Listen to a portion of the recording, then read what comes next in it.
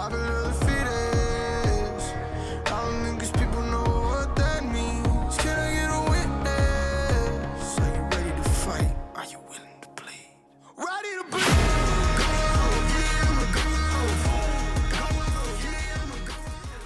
and welcome to Power the Community, brought to you by the Powerhouse. On Power the Community, we like to bring people in, guests in, who have currently and are currently making a difference in their community. We hope that their stories inspire you, that where you are today is not where you have to stay. Guys, today our guest, and he's a passionate, strategic, a results-oriented professional in the field of planning, community development, economic development. If you've ever met him, you know that that's where his mind is always at. He's got leadership experiences in various local government agencies. He's proven his skills with collaborating, effectively communicating, and with community leaders, local industry partners, developers, and the public. He's got extensive involvement. This is where he really has a lot of expertise in the long-range planning efforts, large-scale development of projects inside of communities and government agencies. Now, currently, he resides as the director of the Economic Development Corporation here in Davis County, Indiana, where he and his wife live and their baby. And so, guys, just please welcome Bryant Niehoff. I'm so excited that you're here. I'm excited that you're the first ever in person in the new studio guest on Power of the Community. Well, thank you so much, TC. It's a pleasure to be here. I'm super excited and incredibly honored to be here in this fantastic studio that you have here. I mean, it's amazing that we have this right here in the community, in the Powerhouse, at your disposal, right? So this is incredibly neat and an honor and a privilege. So yeah, thanks so much for having me. Man, it's awesome. So we've known each other and kind of got to really meet each other probably about a year ago. We kind of passed ways, but really got to sit down and talk and talk about Davis County. And so when I took over at the Powerhouse, that's when we first met. It's probably the first month I took over, I think. You came and sat down, had coffee, and we got to talk. But I want to kind of dive in a little bit your life. How long have you lived here in Davis County now? So we moved here in December of 2018, so a little over 2 years. Okay. A little over 2 years. Mm-hmm. So. And you guys got here, and we're going to get to some of that because of kind of a career path that you decided. But I want to dive in a little bit to your early childhood. So where'd you grow up? Who were your parents? Kind of what did they do? And what was life like growing up? Sure. So going back to early childhood, we're really starting from the beginning. That's right. I actually grew up a few stone's throws away from here. That's a statement that's way older than what you are. It is, I know. Yeah. Yes, I'm trying to bring it back. So if we could start circulating that again, that'd be great. Right. I'm from Rush County, Indiana, which is east central part of the state. It's about 2 hours and 47 minutes exactly from we drive. You drove a few times. I know that. I'm from Rush County and was born and raised there. The county seat is the city of Rushville. It's about half the size of Washington, and the entire county itself is about half the size of Daviess County. So if you think Daviess County is rural, take a look at Rush County. It's an amazing community. They're doing some awesome things there, and I had a great childhood growing up there. So. Okay. And what was the high school called? Rushville Consolidated High School. There was one high school in the entire county. I actually went to elementary school in Arlington Elementary. So there were three elementaries at the time: Arlington, Milroy, Mays. Three county elementaries, and then there were two city elementaries too. Okay. So Rushville East and Rushville West. Gotcha. So you probably didn't play Washington in any sports at that point. No. A little too far away for that. A little too far away, but we did actually get down to the area quite a bit. So I am one of three. Mm-hmm. So, and I'm the middle child. That makes sense. It does make sense. I know. It's all starting to add up, isn't it? Right. So I have two sisters. I have an older sister and a younger sister. Yeah. They were both phenomenal athletes. Gotcha. I was not. Gotcha. I was just not the athlete at all. But so they did a lot of travel ball, and we'd get down to stuff. I mean, basketball is life Absolutely. down here, right? Absolutely. So we would get down here quite a bit just for different, I don't know if I'd ever been to the Hatchet House before coming down here, but I know both of my sisters actually played in, I think it was regional or semi-state down in Jasper, maybe. So yeah, familiar with the area, but until I met my wife in college, wasn't that familiar with this part of the state. I just feel like there's a disconnect there. Yeah. No, definitely. Indy kind of cuts it, and even like the surrounding places in Indianapolis kind of cut off from down here a little bit. It does. Yeah, I get that. That.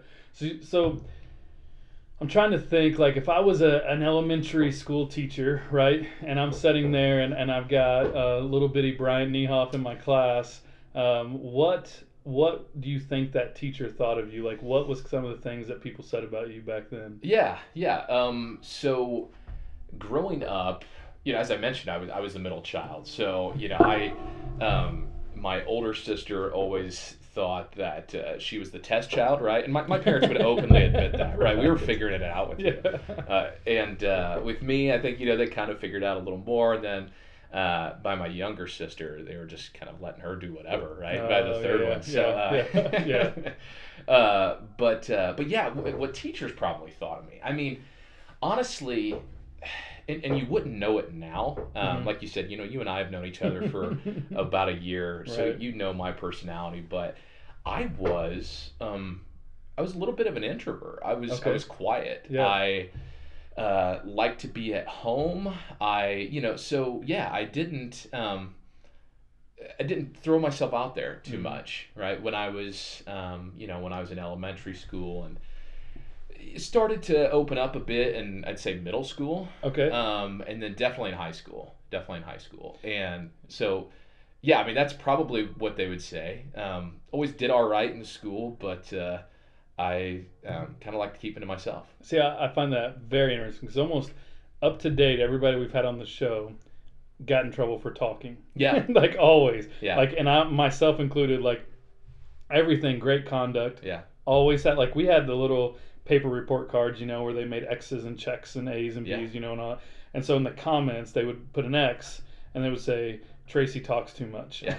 And so always. Yeah. And so to find someone who's very seemingly not scared to get up in front of people, very articulate, can talk to anybody and fit in with anybody, to say, nah, I was kind of pretty quiet back in grade school, So what do you think was the difference whenever middle school, high school came around that kind of started pushing you out there a little bit more? Yeah, so a couple things, and you make the comment about the getting in trouble for talking. Yeah. We're gonna get there. Okay. We're gonna get there. That started kind of in the middle school time frame, that's for sure. But I would say, so for me specifically, it was a new world going from elementary school to middle school. So as I explained earlier, there were 3 county elementary schools, and your world's pretty small at that point, right?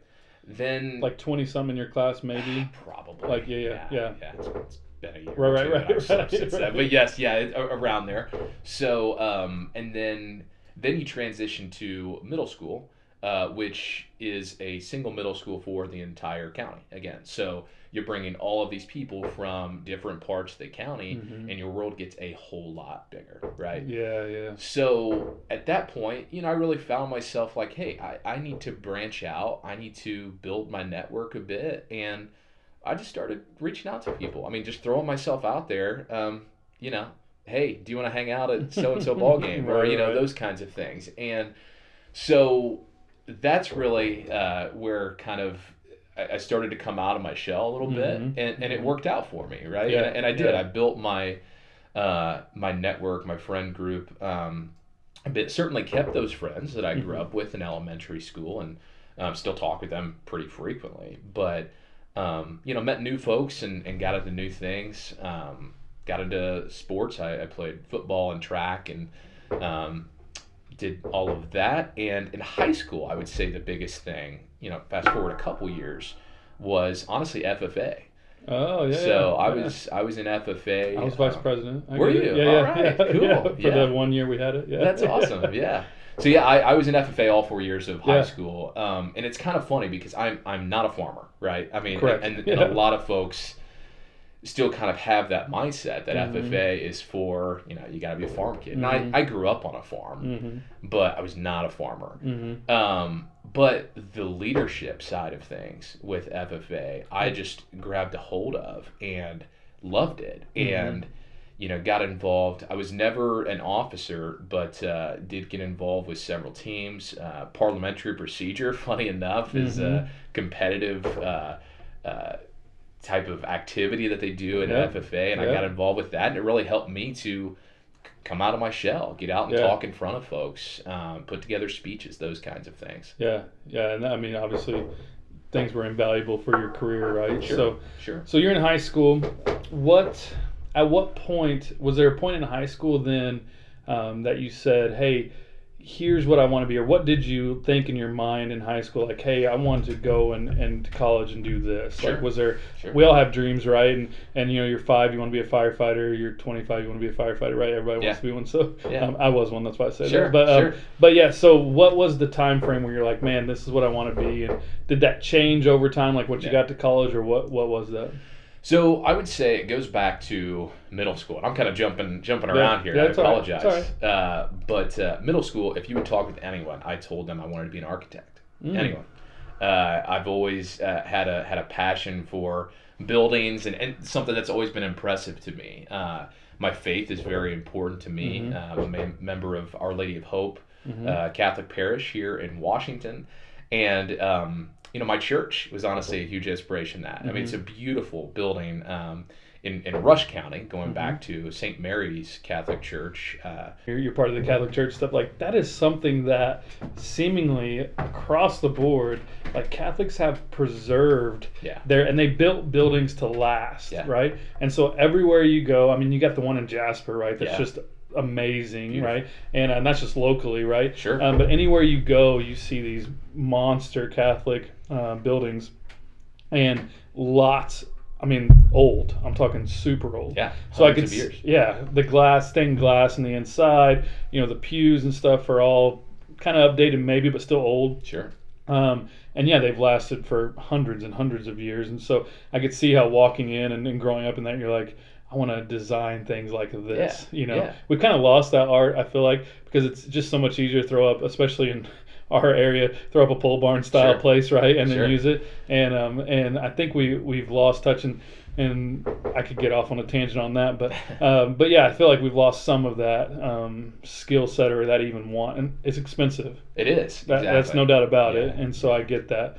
But you end up saying, okay, I'm going to go to Ball State because they have a good architect program, all that stuff. And then what happened there? Like, something changed, obviously. Something changed, yeah. So, I mean, and you're exactly right. Was you talking or what? Well, it was probably some of that, yes. Yeah, I mean, honestly, it would play into that because, so I was. I mean, in high school, I did find myself really, I was very much an extrovert at that point. And it's funny going from that transition. I'm the individual who doesn't believe, I don't think I've met anyone who is, a total extrovert or a total introvert. We all have times where we kind of fall into those different categories. But I would say, by the time I got into middle school and high school, was definitely in the, mostly an extrovert category, certainly. So yeah, by the time I get to college, Ball State is known for their architecture program across the state, across the nation. They have a great program.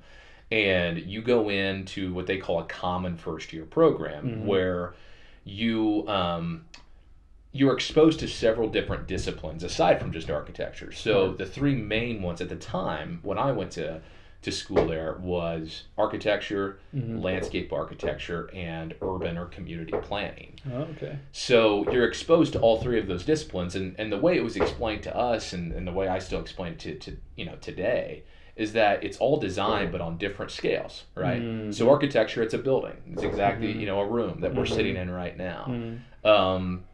Landscape architecture is typically a streetscape or a park, right? A larger scale. Yep. And urban planning or community planning is on a citywide scale, right? Yep. So, it's scaling out incrementally. So that's where you see all of the facets change. But at the heart of it, it's design. It's designing the built environment around you. So you're exposed to this program. You're exposed to the 3 disciplines. The architecture program is very much designed to weed you out, or it was at the time. Gotcha. Yeah. I'm a victim of that. Right. Gotcha. Okay. I'm a victim of that. Right. And not that I did bad or anything. Right. I've always I'm very fortunate to have done well in school. I'm not smart, TC. I just work hard. So well, it's but sometimes the smartest thing you can do. Yeah. Well. Or sometimes not. Right. But Yeah. But yeah, so I found myself in this architecture class where you are just putting in all this work, right? And you didn't have time to do the other things that are so important for college. Yes, you go to college to get an education. Absolutely. First and foremost, that is your job. You're paying for it. That's what you need to be doing. But there are so many other benefits of going away. Networking is a big one. Networking is a huge one. Yeah. Talking about your world getting bigger, my world getting bigger, Right. going from elementary to middle school on a county-wide scale. Talk about this going to a university, a state university, where you're bringing all these people from around the state or across the nation together. So yeah, you build a new network, and those friends that I met at Ball State are some of my closest friends. We're in my wife and I's wedding. I met my wife there, who was from some place called Jasper, Indiana, near Washington, Indiana, that I really didn't know about. So yeah, I found myself really missing out on some of those things, and it's a very rigorous program, and I very specifically remember one of the classes, the professor there, he said, they're talking about all these abstract concepts of architecture, and walking into a building and how this building makes you feel. And buildings do make me feel a certain way. Talking about the Catholic Church example, walking into a cathedral, walking into Our Lady of Hope here, walking into my hometown church of St. Mary's, I do feel a certain way, right? I do. But, walking into a McDonald's somewhere, I don't feel a certain way, right? So I was like, no, that really doesn't speak to me. I'm just not that kind of, I'm more pragmatic as opposed to creative in that sense. So you had these intro classes from architecture, landscape architecture, and urban planning. And I really found myself migrating more towards the planning side of things, because it was focusing on all of these concepts that I've had the opportunity to witness, or maybe not witness in a sense, but would have liked to in my hometown. So I mentioned that Rush County is small, is rural, but at the time I was growing up there wasn't a lot going on in Rushville. In Rush County, it was, you always went somewhere else for something, right? The population was declining. There wasn't a lot going on. So, when I was in this urban planning class, they're talking about concepts of community growth, of amenities, of your infrastructure, of economic development, right? Bringing jobs and investment to community, how the taxing structure works, property taxes, income taxes, all of this, and how, at the core of it, how communities become great places to live, right? Whether it's a rural community like Rushville, like Washington, like Odin, like Montgomery, or it's a metropolitan region like Indianapolis, like Minneapolis, like Louisville, Nashville. Their planners find themselves fitting into different roles in each of those communities, but ultimately their goal is to improve the community, to leave that community in better shape than when you found it. And to me, that just spoke to me so much because of my experience in Rushville. I thought back to all the things that maybe we didn't have and we wanted to have, and the downtown, the beautiful downtown that Rushville had, the history there. And, through this class, the way it was set up, you actually did a history assignment, and you followed your hometown all the way through that semester-long class, basically from its history, from its inception, why it was built there, to where it's going, right, and where you think it needs to head. So funny enough, I became more familiar with my hometown, living in Muncie, Indiana, an hour away, than growing up there for the previous 18 years. Yep. So it was really fascinating to me, and that side really spoke to me. So at the end of your freshman year, you declare a major one way or another, and I said I was going in the planning direction. So, and now I'm doing economic development. So, right. Yeah, which is the same thing, right? Related. I mean, there's both. All these things obviously touch in some ways, and so So when you're doing your paper, you're doing your research on your hometown, that had to then spark a little bit of fire in you as you chose your degree to say, man, I can take what I've learned back to my hometown. Yeah. And is that kind of what led you then to do some of that? Absolutely. Yeah. So as a matter of fact, that after that freshman year, and this kind of goes into the extrovert side of things and throwing yourself out there, I found myself coming back home, and before, like during the summers in between when I graduated from high school to when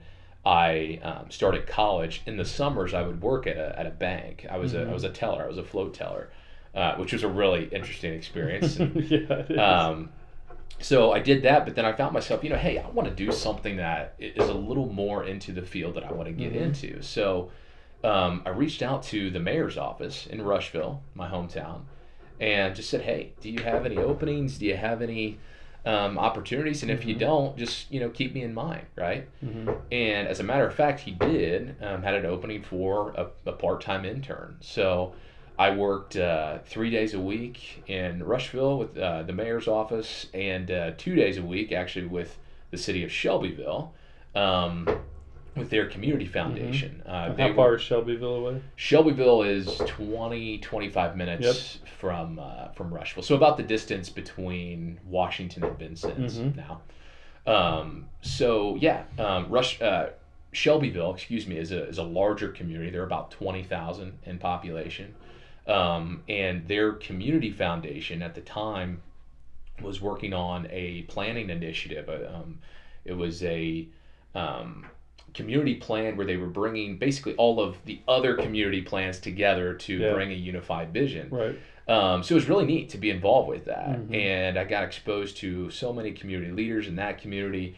And on the converse side, and the same thing in Rushville, right, in my hometown, I got to work on some pretty neat projects with the mayor's office. And both of those individuals that I worked for, Mayor Pavey in Rushville and Amy Hacker in Shelbyville, are mentors of mine. I certainly consider them mentors because I truly, watching them, observing them, working for them, influenced the way that I feel I am today. So yeah, I mean, I reached out and didn't know if there was going to be an opportunity there, and there was, right? So I mean, it speaks volumes to the fact of, hey, throw yourself out there, right? Because if I hadn't have done that, I would have been working in that bank position again, which I enjoyed, don't get me wrong, but it just wasn't necessarily like furthering my career and what I wanted to get into. Right. So at college, you're doing that, you're working, and then you met your wife Sarah somewhere in there. So talk us through a little bit of that and how the college experience kind of led to that, and where you're at with her now. I think, was it 4 years, 5 years? April of 2018. Okay. Is when we got married. Okay, gotcha. I met my now wife in my senior year of college. There at Ball State. So we met from friends of a friend. As a matter of fact, one of my best friends in college, he was my roommate from. So you guys decided then after college, you took some jobs, right? Yep. But then somehow you saw an opening in Davis County. Yeah. How in the world? I know Jasper might play a role in this, right? From your wife being from Jasper. Yeah. But how did you get led to apply? How did you even hear about it? Sure. Like how did that all take place? And then kind of not switching careers, but definitely a little bit different track maybe than what you even thought you might be in. How did that all come to play? Absolutely. So I'm gonna take a couple steps back here. I went into the internship with Rushville and with Shelbyville. I'm doing both of those, and then Fast forward a couple years, I had another internship with a consulting group out of Indianapolis. And then my first job out of college was actually with my hometown, with Rushville as their planning director, Rushville and Rush County. So Rushville have economic development at all? They do. Okay. They do, yeah. The Rush County Economic and Community Development Corporation. Gotcha. So does this planning job, does it kind of team up with economic development a little bit, or is it a sphere? Like, who was kind of over you in that role? So I reported to the mayor and the county commissioners, essentially, in my role. But yes, worked very closely weekly with the Economic Development Corporation, because a lot of what planning is, it's not just laying out roads and zoning and those kinds of things. It's community development. A lot of what economic development is now, and a lot of what our organization here in Daviess County is doing now is more in the community and economic development side of things. So yes, found myself working very closely with their executive director in Rush County. His name's John McCain. And also, I would consider a mentor of mine. I hope he doesn't see this, because I don't want to ever attribute that to him. His head would get too big. Right. But yeah, so worked very closely with him on various projects. Several big leads, big industrial projects that Rushville was competing for. And, at the time, I talk about earlier in my childhood growing up in Rushville, there wasn't much going on. The mayor that I had the opportunity to work for, I feel, really changed that trajectory for that community. If going back to Rushville nowadays, and I told you earlier, we go back quite a bit. My whole family's there.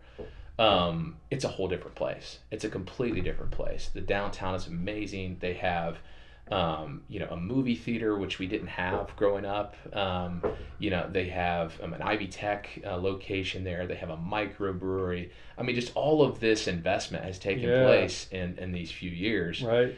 And, talking about projects and working with the EDC there and with the mayor's office there. The year I was there, I actually had the privilege and honor of working with those folks and bringing the Stellar Communities program to Rushville. So they were designated that year as a stellar community, which really kick-started all of these major investments in that community. And like I said, it's a completely different place today. So that's kind of where I started. Then I moved over to Shelbyville, or I mentioned earlier, just a few minutes down the road. Larger community. It was more of a career move for me, right? It's about 3 times the size of Rushville. It's in the Indy metropolitan area. There was a lot of development happening there. New homes being built. Just a robust market compared to maybe more of a rural area. So anyway, I worked in Shelbyville for a couple years. My wife and I got married in that meantime. We lived up in Shelbyville in the Indy area. But we'd always talked about, ever since we started dating in 2015 in college, like I mentioned, that we wanted to get into Southern Indiana. That's where her heart was. Me, with my job and the career path that I chose, I knew I could really end up, I could find myself somewhere anywhere. Close. Yeah, I could find myself somewhere anywhere.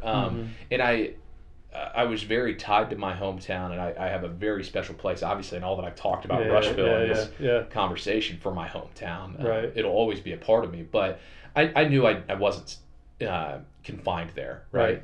So it was part of the package deal with my wife. Hey, you knew it going in. Yes, I knew it going in. Right. This is where she wanted to be, and I wanted her to be happy, right? And not that she wouldn't have been happy anywhere else, but that her family is very, very important to her, as family is to both of us.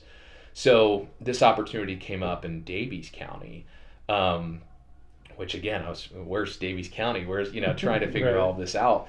And it's a stone's throw away. It's not. I used it again. Yeah, I'm going to be very cognizant. You're bringing it back. Thank you. Good. Thank you. I don't mind it.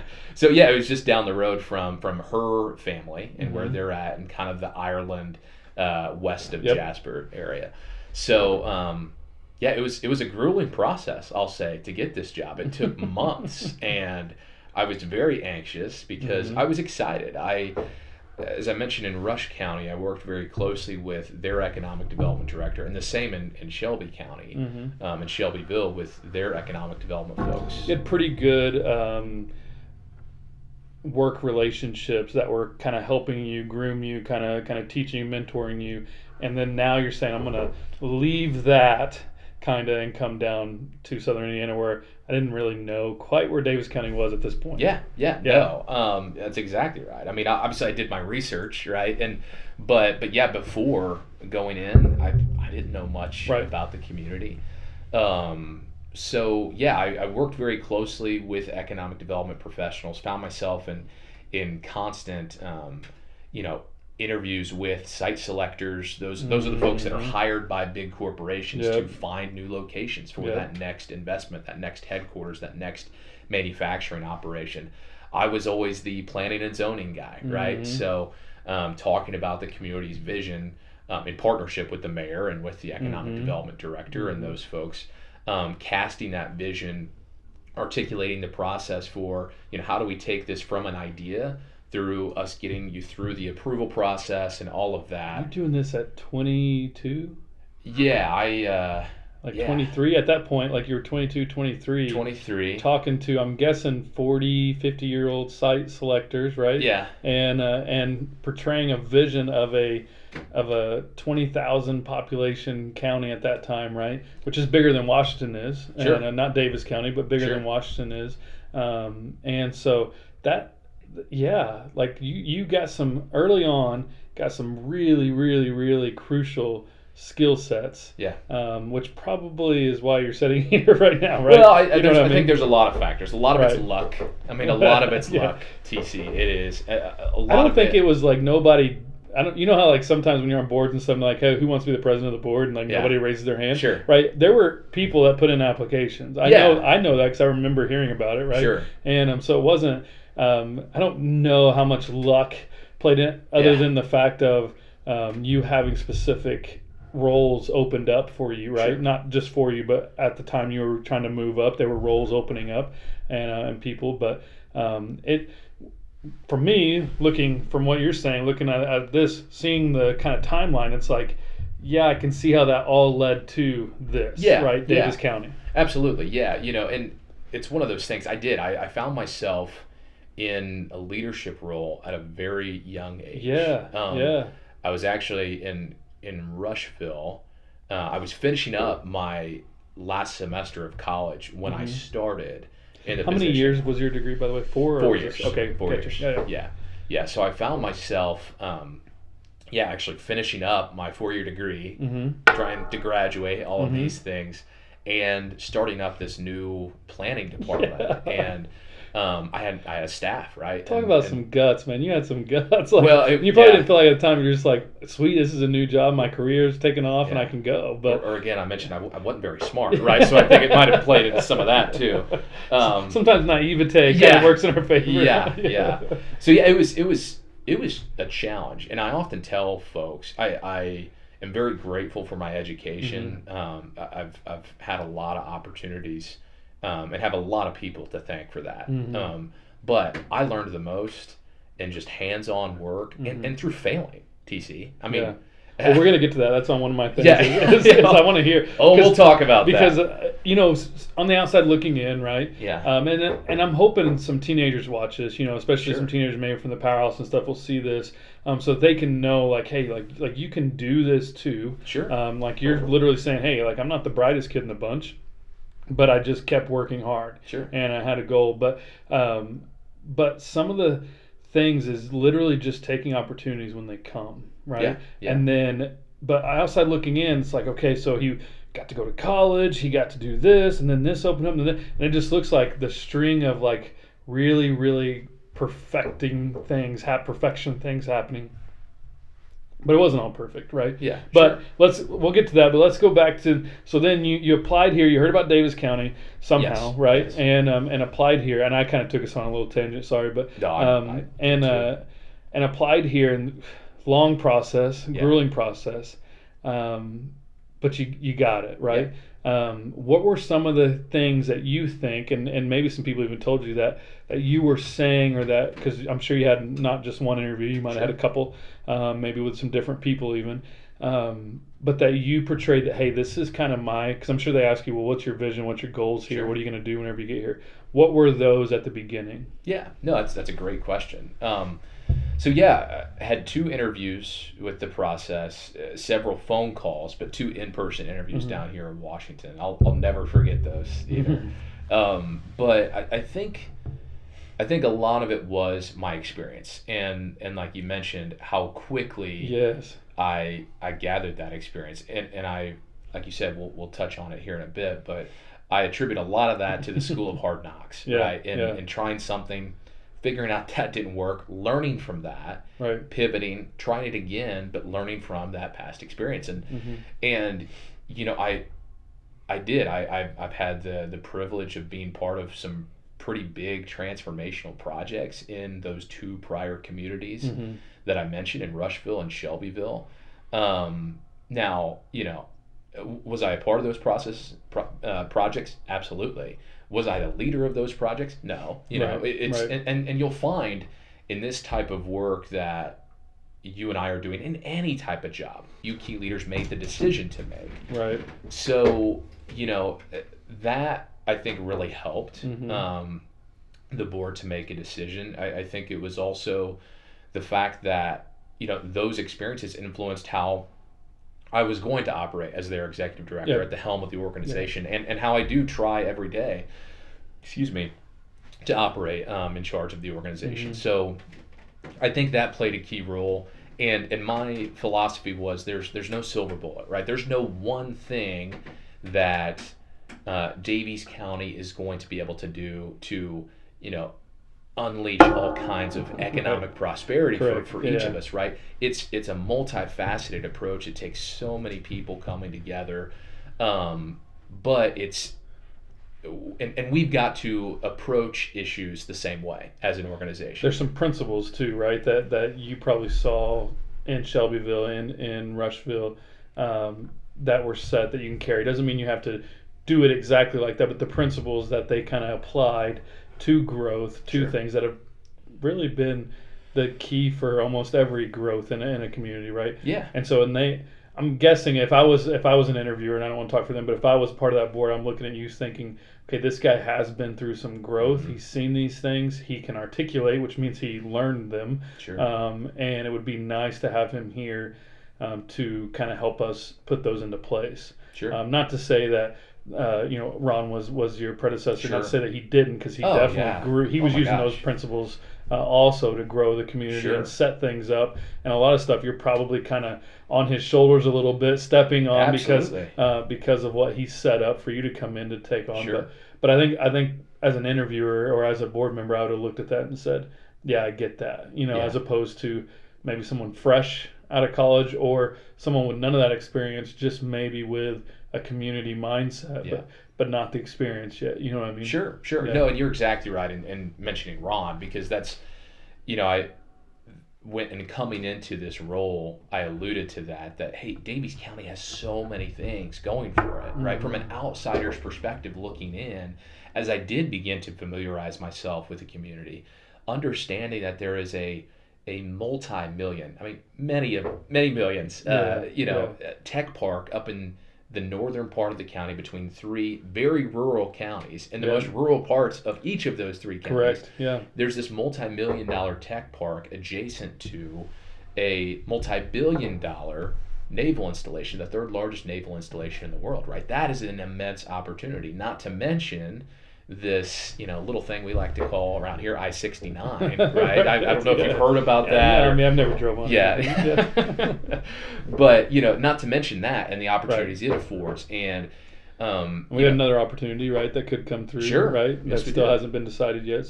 So just being, you know, they call it, like Indiana, like the crossroads of America, right? Well, like that's Indy kind of is what they're talking about. But Washington, as far as Southern Indiana goes, is set up to be a piece of that crossroad. Sure you know what I mean, with the interstate and all that. Yeah. If you drive further north right now, I'm talking specifically north of Martinsville, you figure out a lot of that work is underway, and it's going to be frustrating for the time being. But when it's finished, we're going to be fully integrated into that crossroads of America that you mentioned, which will open up opportunities for us and the potential for us to bring new industry and help our existing industry grow by taking advantage of this, what will be a transcontinental highway connecting you as far north as Canada to as far south as Mexico and everywhere in between. So, I mean, coming into that process, I was, really paying homage to all of the work that's been done thus far, and here's what we can do to build upon it, right? And I think hearing that from an outside perspective, it's probably different than maybe hearing that here, because we all are guilty of this, and we get accustomed to our world, right? Our microcosm of everything going on. And from my perspective at the time, I had been involved with these two communities that I could borrow from and say, hey, here are some concepts that they're doing which can really take all the amazing things that you're doing in your community, being Daviess County, to the next level, right?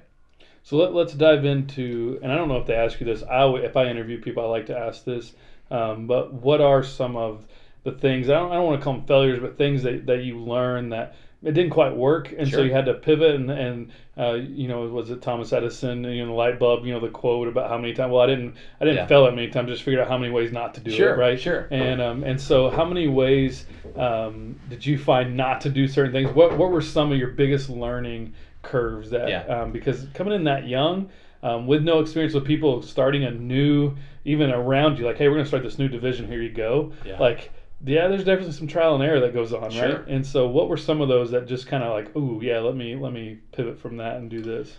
So I think at the crux of it, it's in working with people, right? I mean, from right out of college, I was very excited, right? Because I had all of this passion for my hometown. I grew up there. It's what I had known. I wanted to see it succeed. I wanted to see it thrive, because I knew it was going to be a part of my life, and it was certainly going to be part of my family's life. Right. Both of my sisters, their families, and my mom and dad, my extended family, all of them are still there. It's an amazing community. So I wanted to see it grow. And here I am, this young pup out of college, right? Who had all of this knowledge, and I've seen, how these communities can work, and by God, we were going to make that happen in Rushville. That's right. And I shouldn't say it all was Rushville. hinging on you, right? Yeah, exactly. Yes, right? Yeah. I shouldn't say Rushville, Rush County, right? Correct. Because at the time there was and this is very common in. The city versus the county mentality. We see it here in Daviess County. You see it in every community. But it's those city guys and those county guys, right? So in my role, I think we're more like the town guys and the non. We don't really have a city. That's right. Yeah.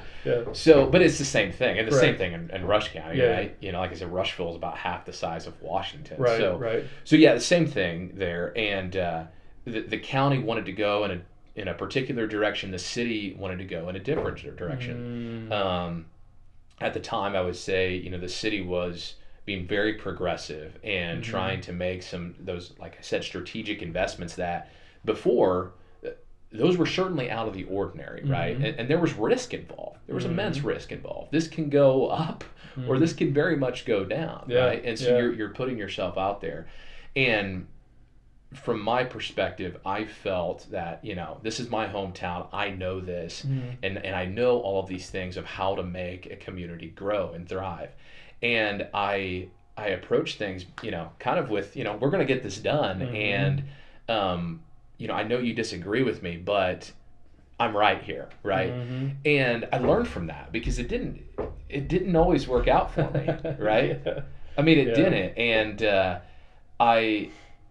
I made some really strong allies, and I also maybe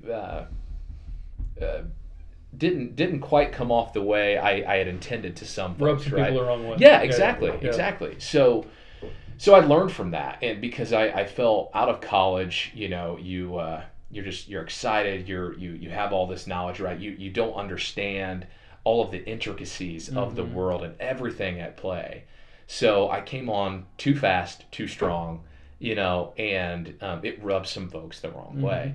And like I said, it was a very, very positive experience for me, but it was a learning experience. It was, hey, Bryant, you can't go about your life doing this, because you've got to bring folks together, right? And that's where, when I took the job in Shelbyville, my motto was always, I'm going to learn to crawl, then walk, then run. Right. I'm going to take this. I'm going to figure out the community and what makes it tick. And I'm not going to come in trying to force my preconceived ideas or notions on this community. Right. And it really helped me. I mean, that helped me immensely, that approach, because who am I to think that, this young guy straight out of college, urban development knowledge stops with me. Yeah, exactly. Who am I to think that? And that's, it's just all the hubris involved, and so yeah, I ate a big old slice of humble pie, right? And it's the worst tasting pie. It is. It doesn't taste good, right? Because I've had it a lot. Yeah. So yeah, it really did. It helped me out immensely, and it really changed my trajectory as a professional, more as a consensus builder, as someone who brings people with different viewpoints around the table and says, hey, I know you disagree with you, right? Or me, in a sense, but let's try to make this, let's try to come up with a solution that works for all of us and that we all win with, right? And that's, again, has influenced the professional that I am today, and again, the way I try to operate as the economic development director here in Daviess County. Yeah. So I'd say that's the biggest, for sure. And it paid off. I can tell that already. Yeah. I can see that. So it's definitely, you learn the lesson, and you're trying not to return back to it. But I'm sure you're just like everybody, right, who has an idea. Like, some things don't move as fast as what we'd all would like. That's exactly right. But it's knowing that, again, like, it doesn't all start and stop with me, right? Yeah, and that's exactly right. And the principles that I was bringing to the table, and that I thought in my head would have worked if it would have played out the way I thought, where everyone just said, yeah, Bryant, you're right, go do it. It probably wouldn't have worked out, right? There's so much to be said for that process of saying, no, hey, I like where you're heading with that, but here are a few pitfalls I see, and here are a few ways to make that better, right? So that level of collaboration, and if I hadn't have learned that the hard way, right? If I hadn't have learned that the hard way, I wouldn't have seen the value in that. I wouldn't have had the opportunity to explore how that collaboration and that consensus building process really works. When, like, Proverbs talks about, and the Bible talks about, a wise man actually seeks advice of wise counsel, right? Many counselors make a good plan, right? And so seeking after those counsels and seeking after people who have been there, done some things, can at least, at minimum, eliminate some of those struggles and pitfalls. And it doesn't always make it easier, but it definitely maybe will make it to where we don't have to go through certain things, right? And when you're dealing with communities and taxes and taxpayer money and stuff, that's a big deal, right? It's a big deal. Because this is other people's money we're playing with. Sure. That's exactly right. And everyone should be involved in some way or shape or form in the decision-making process. And that's why we have our, And this is going to get a little more focused now, because you're here. You guys built a house here recently, right? You and your wife had your daughter is. She is about a year and a half. Yeah. And so kind of a new adventure, and every year's a different adventure whenever you have a baby, and that's good. So setting your roots down, obviously, but what. You've been here, you've worked. What is the goal? What's the mission of Daviess County? And who sets that mission? And what can we do to kind of keep furthering that mission? Sure. So, yes, we did. We're here. We're here to stay. Right? We built a house in Montgomery. We're loving it there. We've been there since July of this past year. So about a half a year now. So yeah, we're really excited. Our little girl is loving it. She makes every day an adventure for both Sarah and I. She's been on many meetings that she I've has. Been on. Yeah, that's right. Yeah, she's actually been on the radio before too. There I'm you gonna go. have to tell her that story. She was on. She's getting experience at a young age. Yes, yeah. She had her radio debut at I believe it was in March of this past year. She wasn't even a year old yet. That's awesome. So that's something she's going to be able to go to school saying. Right. But yeah, so we're here. We love it here. We're close to her family, and that's built a support network for us. And we're building our own support network here with the friends that we've met and the network that we're building here. So yeah, this is my home now, right? This is my home. This is where my daughter was born. This is where she is going to grow up. So I have this whole other level of like skin in the game now too. Yeah. With where this community goes, and to me that's exciting. It's a little scary at times too, but it's very exciting. So to your point about the mission and the vision for Daviess County, I'll say that we don't set the mission for Daviess County, right? We set the mission for our economic development organization, who our organization in its nutshell goes to our mission, and our mission is to expand and diversify the economic base here in Daviess County to promote quality employment opportunities and to enhance the overall quality of life in place, right? That's what we do, those things.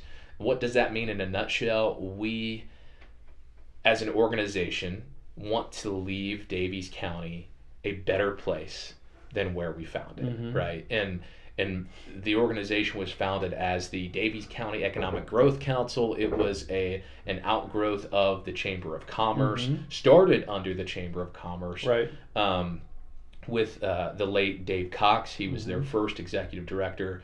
I had the privilege of getting to know Dave over the past couple of years of being here.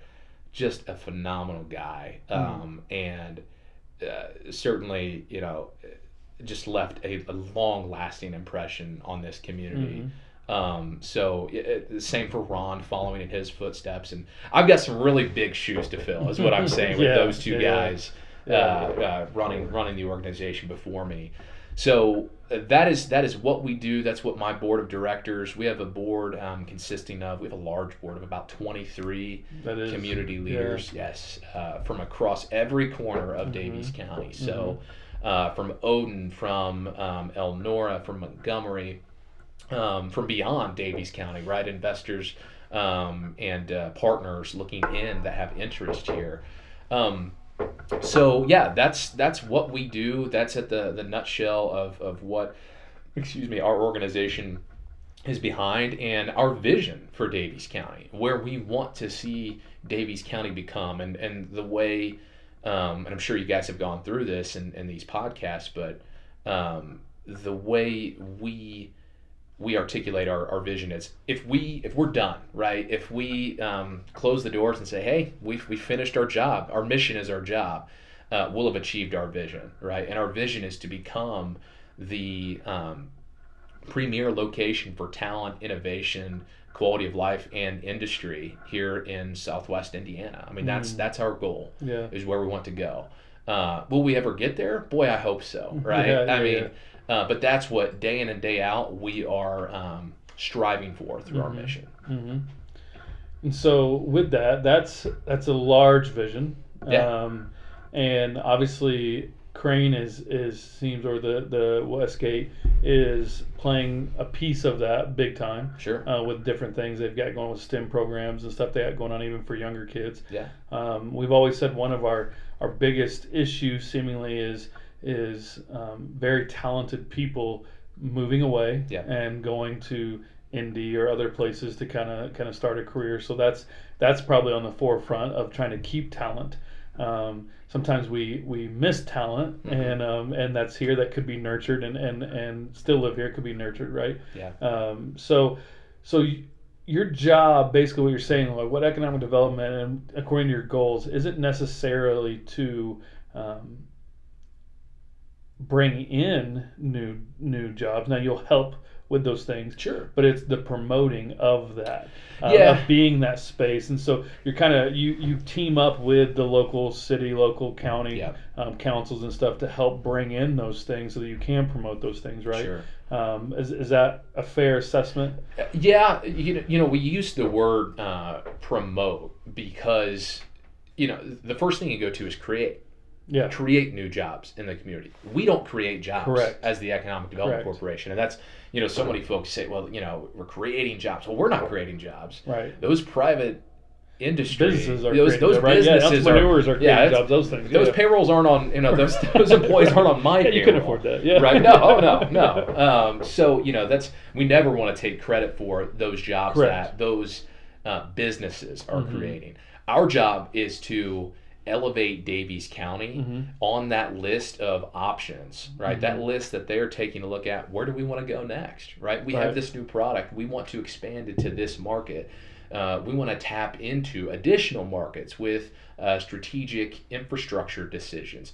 Where do we go, right? There are 92 counties in Indiana. Yeah. There are 50 states, right? And they're all fighting for all of that. And they all want these same things, right? So our job, our organization, my job, my staff's job, is to move Daviess County up in the list. Correct. Of where that company wants to be, right? So that's why we use the word, promote, facilitate, because we're advocating for Daviess County to these folks and helping them to understand why it makes sense to invest here and bring those jobs here. Yeah.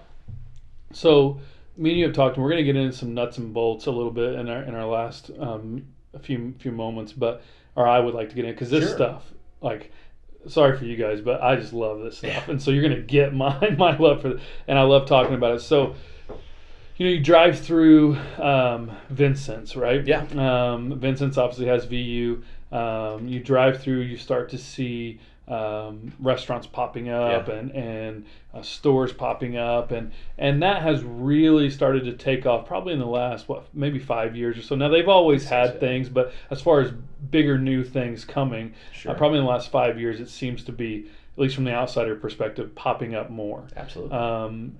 We've talked about it a little bit just in passing, why that is and what that is, and it doesn't seem like it's on the government side of things that's happening, right? But it seems more of local people, maybe even just one person, taking the initiative, right, to go out and develop these things. Yeah. So how is that true? And then how can we start to do that here, and do we want to do that here? Sure. So you're exactly right. I mean, you don't have to look far from here to see some communities that are doing some pretty amazing doing some big things too. Yeah, I just went through there and I was like, what the heck? When did this get here? Yeah, when did that get here? I mean, Huntingburg. Huntingburg, Petersburg with their tech center. I mean, you don't have to look far from here. And before I get started, I don't want to say, not to downplay Washington, exactly, by the way, because we have made some leaps and bounds. Yeah. But as a person who might just be kind of on the outskirts of some meetings and stuff like that, when you look, for some reason we always look at restaurants, right? Oh yeah. And so it's like, wait a minute, they're getting all these things and we don't get that, right? It's a quality of life thing. For sure. Why do I have to drive to Vincent's to get this? Why do I have to go to Jasper? Why can't I just have it at home? Type thing.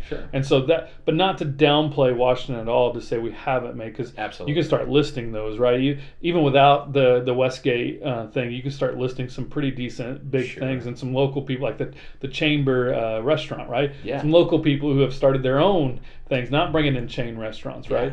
Yeah. But so I want to put that out too. I'm not downplaying that. I'm just saying you've heard the talks. I've heard the talks. When people see it, there's some chatter back and forth of, well, why are they seemingly winning and we're not, right? Why them, not us? Correct. Yeah, and which no matter how big you would always be that, but nonetheless, that's exactly right. And that's the thing. Coming from Rushville then to Shelbyville to here, we were always saying the same thing, right? In Rushville it was Shelbyville. Why do they get this and we don't get that? Right. In Shelbyville it was Franklin. Why do they get this? We don't get that. You're exactly right. It's going to happen at every scale. Yeah.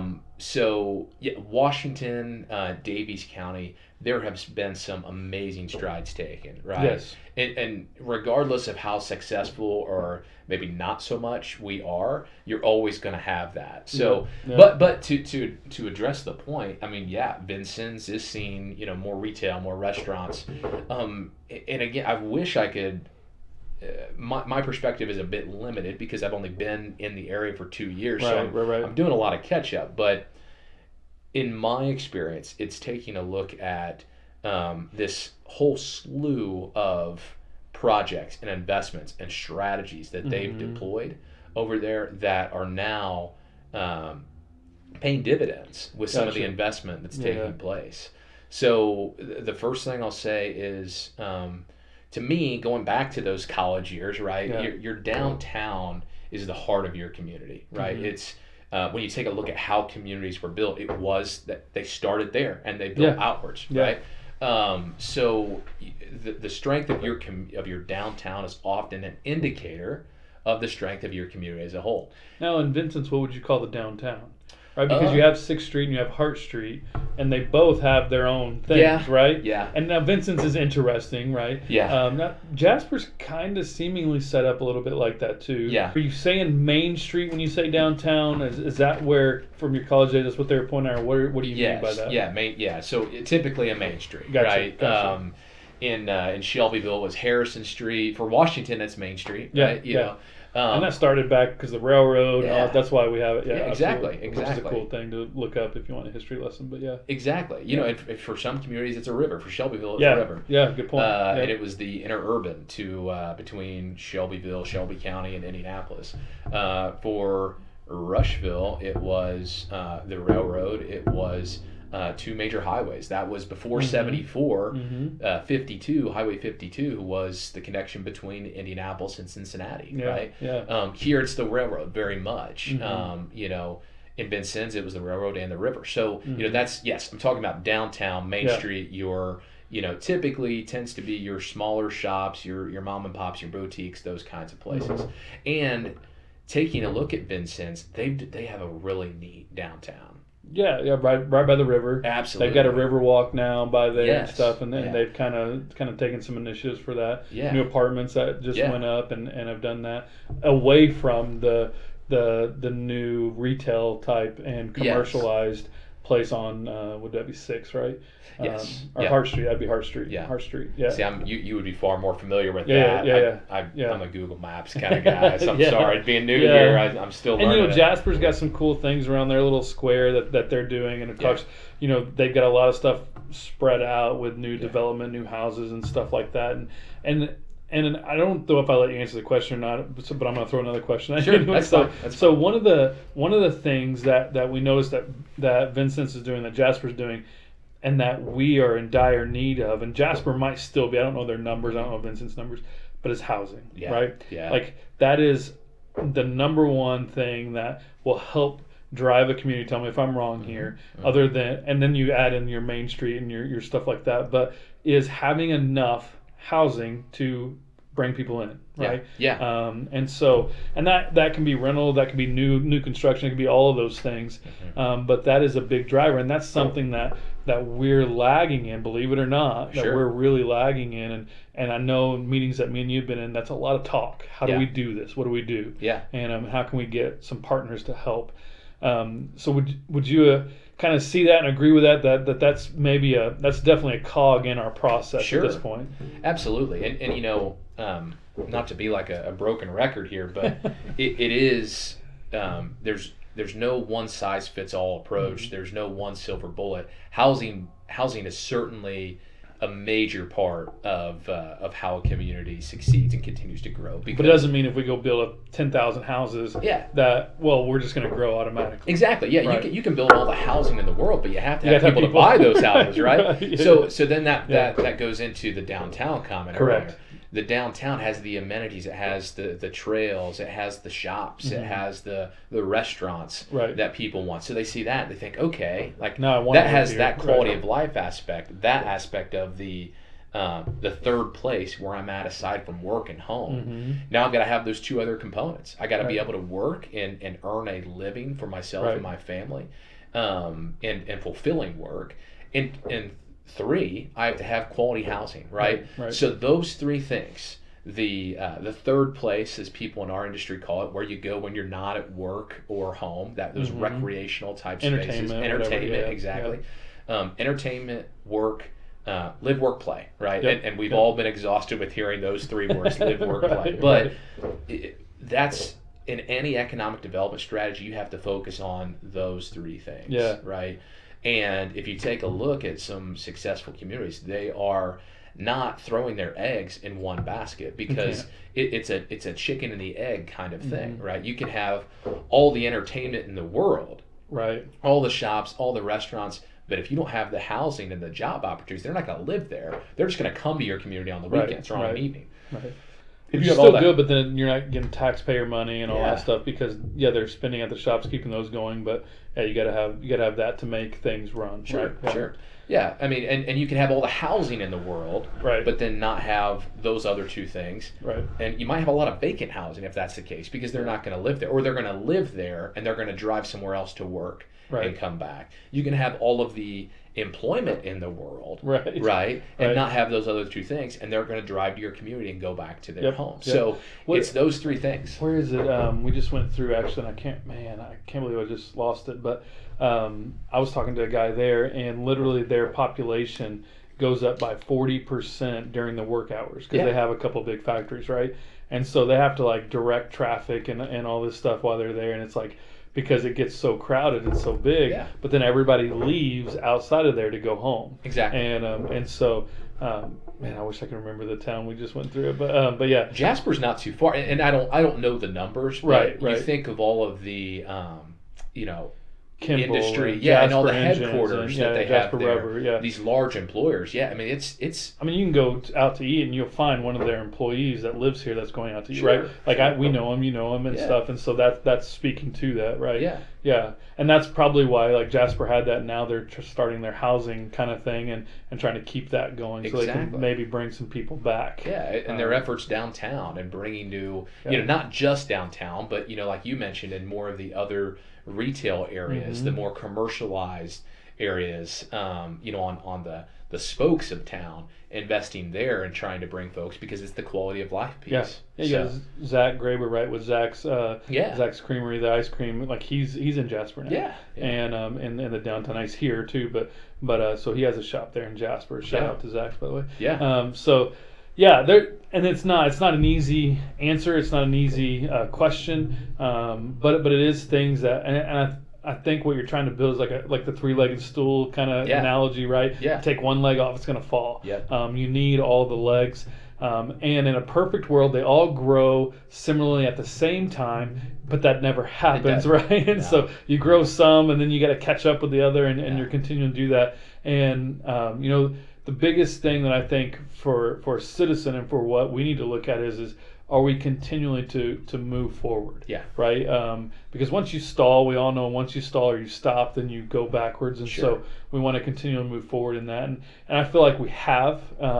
Nothing's ever as fast as what we want. As some people would say, we still don't have a Cracker Barrel, so they're not happy, right? And so, boy, if we can get a Cracker Barrel. Oh my! Then who knows what the next one will be, right? But and I like Cracker Barrel. I'm not saying that, but that's always like the rumor, right? That we hear. Well, one's coming in, and man, we've covered a lot. We have, and you've been pretty open and honest, and let me hit you with a hard question there at the end. So I appreciate that. And tell your failures what would be. Let's say someone's listed. Let's say they're even like 16, 17 years old, right? In closing, what would be one of the things you like, skills or things you would say, hey, if you could develop this is going to carry you on no matter what you would choose to do?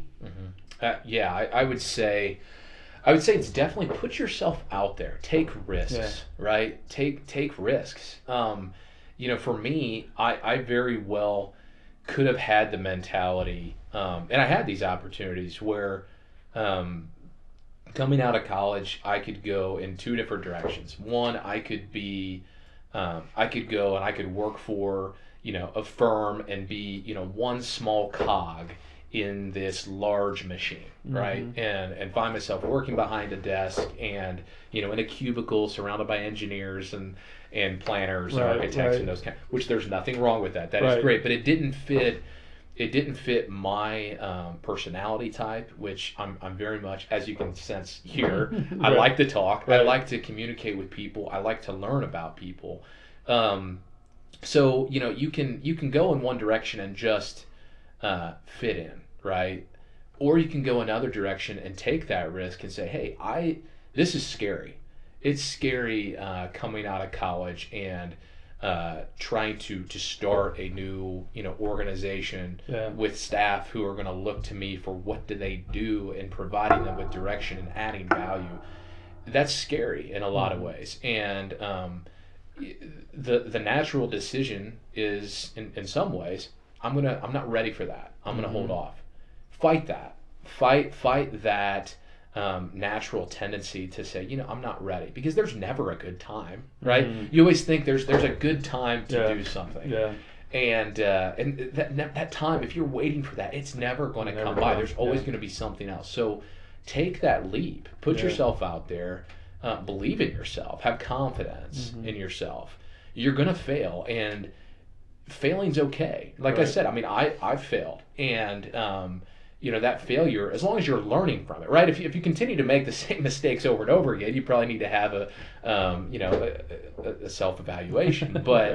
But yet learn from those mistakes, and if you make a mistake, own up to it. Yeah. And you are going to be respected all the much more for that, right? So to me, that's some of the best guidance I can give out there, because well, number one, that's the guidance I've received from some of my mentors. And I try to live my life, not only my professional life, but my personal life, my home life, that way as well. Yeah. So put yourself out there, make mistakes. Yeah. I think there's a guy, Gary Vee, I think always says, make mistakes fast. Yes. Right? Yeah. That, learn from them. Yeah. Accept them, but move on. Yes. And so that's in a nutshell, the advice that you were given. I think it's great. Guys, I hope you enjoyed this, man. It's been fun. Man, it's been really fun talking with you. I got to learn some new things about you, which is awesome. And so if you guys don't know Bryant, reach out to him. You can catch him at the Economic Development Office right there on Main Street. Reach out to him if you have questions for him. I'm sure he's willing to answer them. Yeah. And I'm sure any young people out there that just want to get to know him, man, here's my tip.